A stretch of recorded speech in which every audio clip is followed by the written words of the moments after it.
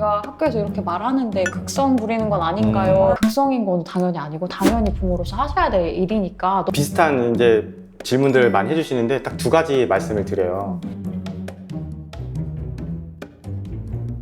오늘은 저번에 변호사님이 진행해 주셨던 그래서 오늘은 이게 과연 학폭일까? 갑자기 이 쇼맨십 무엇 한 번 더 해주면 안 돼요? 학폭일까? 학폭인지 아닌지가 네. 그 애매한 사연, 그게 이제 저희 또 채널에 문의가 들어왔더라고요. 아, 네. 그 부분에 대해서 한번 답변 드리는 시간을 가지면 좋을 것 같습니다.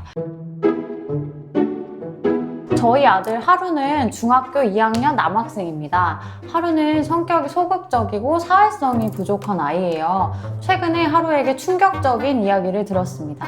1학년 때 같은 반이던 남학생 철이와 민수가 하루의 반으로 찾아와 지우개 가루를 던지고 갔대요. 또 다른 날은 필통을 던지면서 괴롭혔다고 하고요.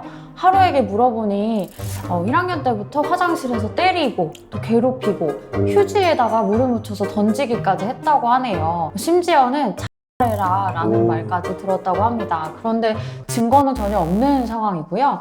학교에 바로 이 사실을 알렸는데 선생님께 혼나도 반성도 안 하고 그냥 장난이었다고만 하고요. 그 후 철이와 민수는 하루가 엄마한테 일렀어, 학폭으로 신고했어 라고 하지도 않은 일을 떠들고 다녔대요. 아빠는 화가 나 학폭 신고를 하자고 하는데 아이는 그냥 조용히 다니고 싶다고 하네요. 하루는 매우 소심하고 친구들 사귀는 걸 어려워하니 괜히 신고를 했다가 다른 친구를 사귀는 게 힘들어질까 걱정이 됩니다 라고 사연을 보내주셨습니다. 어떻게 보셨어요, 변호사님? 아, 지금 어머니가 너무 고민하시는 게 좀 충분히 느껴지는 것 같아요. 정보나 이런 결과들에 대해서 대략적인 예상을 좀 해보셔야 그래도 내가 무모한 싸움을 하는 맞아요. 건지 아닌지를 결정하실 수 맞아요, 있을 것 맞아요. 같아서 네. 한번 도움을 드려보면 좋을 것 같습니다.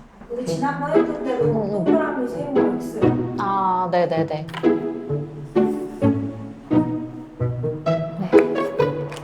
하나, 둘. 둘, 셋. 저는 약간 들으면서 메모를 해가지고 좀 학폭은 확실하다. 네. 상식적으로도 네. 예, 이게 뭐 고의적인 행동인 음. 거는 맞고 하니까 근데 문제가 증거가 없대요. 증거가 있는지 없는지 여부를 떠나서 이러한 사실관계 자체가 학폭에 해당하는 거는 분명한 것 같고요. 아, 우리 그런 적 없는데요? 이렇게 말을 해버렸을 때는 그때는 증거가 필요하니까 그때 증거가 있는지 없는지 여부를 생각하는 거라서 증거가 없다고 해서 지금 당장 학폭이 아니다 이렇게 말을 하는 거는 조금은 좀 그거는 앞으로도 차차 모아가면서 할 수 있는 문제인 것 같아요. 저는 이 학생들이 장난이었다 이렇게 말을 했잖아요. 그러면 장난이었다라고 말을 하는 거는 이러한 행동 자체는 있었다라는 걸 전제로 하는 말이라고 이해를 했어요. 그렇기 때문에 사실관계 자체가 인정되는 거는 증거가 없다고 이렇게 뭐 포기할 문제는 아닌 것 같다. 그리고 이 장난이었다 이런 말들은 이건 장난인지 아닌지는 피해 학생을 기준으로 판단하는 거라고 저번 영상에서도 저희가 말씀을 자세히 드렸던 것 같아요. 제3자가 봤을 때도 이거는 충분히 되게 좀 괴롭히는 행동이라고 느낄 수 있고 장난이었다는 말이 받아들여지지 않을 가능성이 훨씬 더 높다. 또 학폭 신고를 하면은 저희가 저번에 절차 관련 영상에서도 말씀을 드렸는데 가장 먼저 하게 되는 게 학교에서 이제 학생 확인서를 아이들 불러서 작성을 하게 하거든요. 네. 근데 그걸 쓸 때 아이들이 뭐 당장에 학교에서 불려가서 뭐 써봐라 라고 하면 지금 주장하고 있는 것처럼 아 저는 그냥 뭐 장난으로 했는데 하루가 너무 민감하게 반응하는 것 같아요 라고 그냥 자기가 필터 없이 그런 것들 그대로 써낼 가능성이 있거든요. 그렇기 때문에 바로 포기하시는 거는 적절치 않은 것 같다. 왜냐하면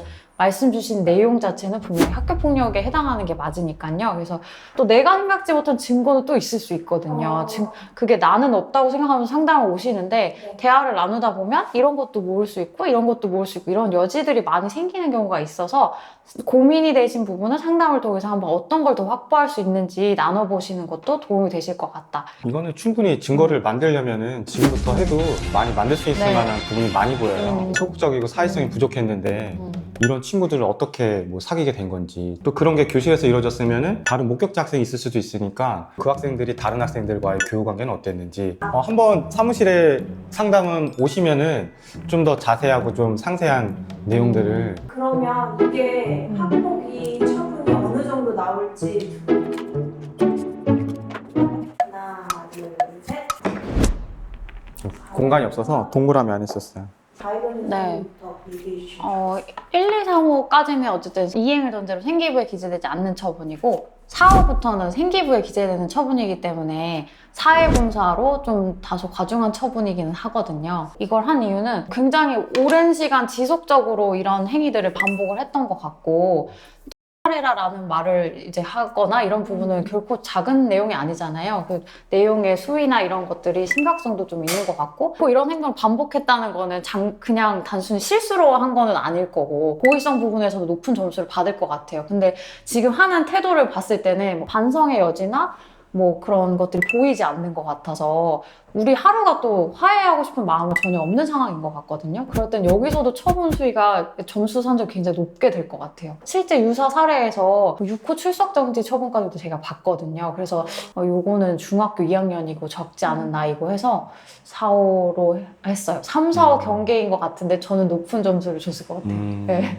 3과 네. 관계가 제일 떨리는 것 같아요. 생기부에 남냐 네. 안냐의 그런 문제이기 때문에 근데 저는 김 변호사님 말씀을 들어보니까 좀 설득돼서 4호의 가능성이 좀 더 높은 것 같다라는 생각이 들었던 것 같아요. 왜냐하면 저는 이 학생들이 학폭위에 왔을 때까지 태세를 전환해서 인정도 하고 잘못도 하고 이제 그런 태도를 보일 거라고 이제 생각을 했던 것 같은데 오히려 자기가 피해를 당했다라고 말하는 거를 보면은 그거는 김 변호사님이 제가 생각하지 못한 부분을 잘 찝어낸 것 같아요. 반성을 할까라는 생각이 맞아. 들어서 어떤 식의 모습을 보이는지에 따라서 3호, 4호의 경계에 있는 사안인 것 같다라고 생각을 하시면 반성을 될것 안 하는 것 같아. 안 하는 것 들어보니까. 같지? 그래서 4호가 맞는 것 같아. 보일 것 네, 같아, 그게 네. 왠지. 이런 애들 막 학폭이 오면은 막, 너 잘못에 대해서 인정하니? 네.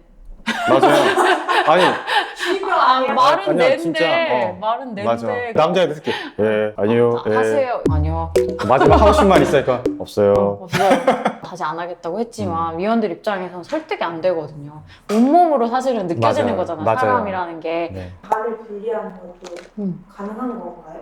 제가 학교폭력 신고를 좀 이렇게 권하고 싶은 이유 중에 하나가 학교폭력을 인정받게 되면은 적어도 같은 학교 다닐 때 같은 반 배정을 해주질 않아요. 중요한 것 같아요. 네. 학급 교체라는 처분이 나오지 않는다 하더라도 네. 상급 학년으로 이제 진학을 할 때 같은 반에 이제 배정이 되지 않는 그런 걸 좀 부수적으로 누릴 수 있기 때문에 고등학교 진학할 때도 배정을 받는 뺑뺑이 학교들 있잖아요. 네. 거기에서는 피해 학생을 먼저 배정하고 가해 학생이 거기에 배정되지 않게끔 하는 교육청도 많이 있어요. 그렇기 때문에 그런 부수적인 것들까지 생각을 한다고 하면은 제가 생각할 때 학교폭력 신고를 마다할 이유가 없지 않을까. 여기서 어머님이 걱정하는 게 하루가 너무 소심하고 사회성도 없다 보니까 내가 신고한 애라니 놀림받을까봐 그럼 또 왕따당할까봐 비슷한 이제 질문들을 많이 해주시는데 딱 두 가지 말씀을 드려요. 그 우리 아이가 성격이 소극적이고 좀 이렇게 뭐 사회성이 부족하다. 그래서 내가 이런 거 일을 하는 것 자체가 부담스러워서 하기 싫다는 건지 아니면은 아이가 용서가 됐을 수도 있어요.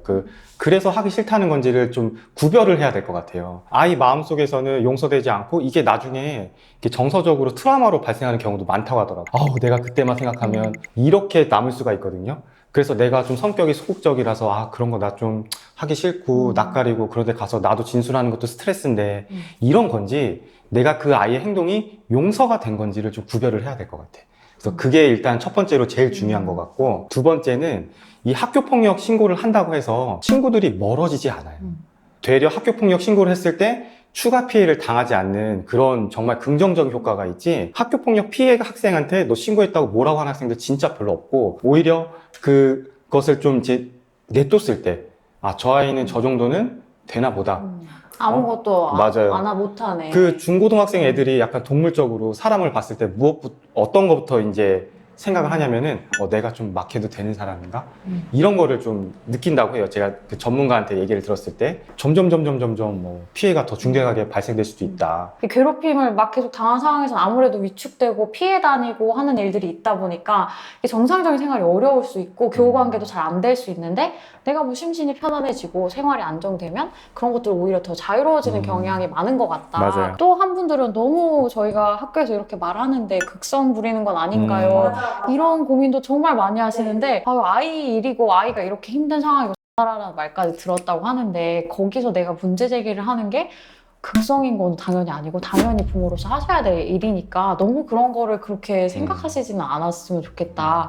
하루는 신고 안 한다 그러지 아빠는 신고하라 그러지 하루 엄마는 아주 마음이 뻥 뚫렸을 것 같아요. 당사자의 아이 의사가 제일 중요한 거니까 아까 말씀드린 부분 아이하고도 좀 잘 얘기해 보시고 하고 선택하시면 늦지 않을 것 같아요. 네. 저희한테 이제 사연을 보내주시니까 아무래도 저희도 좀 더 구체적인 조언을 드릴 수 있고 어떻게 하시면 좋겠다라고 말씀드릴 수 있는 부분도 많은 것 같아서 앞으로도 고민되시는 부분이 있으시면 이런 것도 좀 더 적극적으로 댓글 달아주셔도 좋고 사연으로 보내주셔도 좋고 할 것 같습니다. 네.